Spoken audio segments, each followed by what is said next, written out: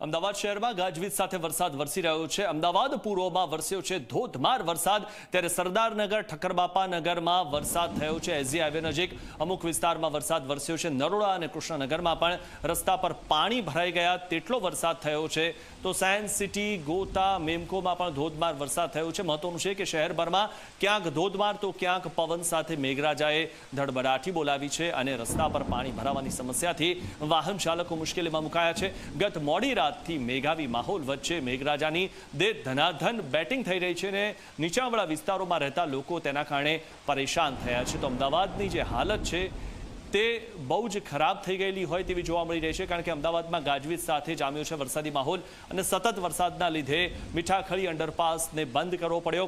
અવર જવર માટે અંડરપાસ બંધ થતાં લોકો પરેશાન થઈ ઉઠ્યા છે।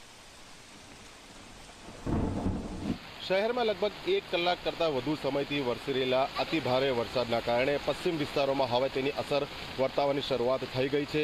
વાત કરીએ તો શહેરનો જે મીઠાખળી અંડરપાસ છે તેને મ્યુનિસિપલ કોર્પોરેશન તંત્ર દ્વારા બંધ કરી દેવાની ફરજ પડી છે। આપ જોઈ શકો છો પાણીનો જે મોટો પ્રવાહ છે તે સતત અંડરપાસની અંદર જઈ રહ્યો છે અને બીજી તરફ હજી પણ વાદળોનો ગડગડાટ જે છે તેના કારણે વરસાદ હજી પણ અવિરત ચાલુ રહેશે તેવું લાગી રહ્યું છે। એટલે ધીમે ધીમે શહેરના જુદા જુદા વિસ્તારોમાં વરસાદની જે તીવ્રતા છે તે વધી રહી છે અને એક ધારો વરસાદ વરસી રહ્યો છે એટલે પાણી ભરાવાની જે સમસ્યા છે તે હવે સામે આવી રહી છે। પરંતુ આજે રાહતની વાત એ છે કે જન્માષ્ટમીનો તહેવાર હોવાથી શહેરના માર્ગો ઉપર વાહનોની સંખ્યા નહીવત છે, લોકોની ભીડ ઓછી છે, એટલે અગાઉના પ્રમાણમાં લોકોને આજે મુશ્કેલી ઓછી સહન કરવી પડશે। પરંતુ જો આ જ રીતે આટલો જ વરસાદ સતત વરસશે તો પાણી ભરાવાની સમસ્યા વધુ ગંભીર થઈ શકે છે।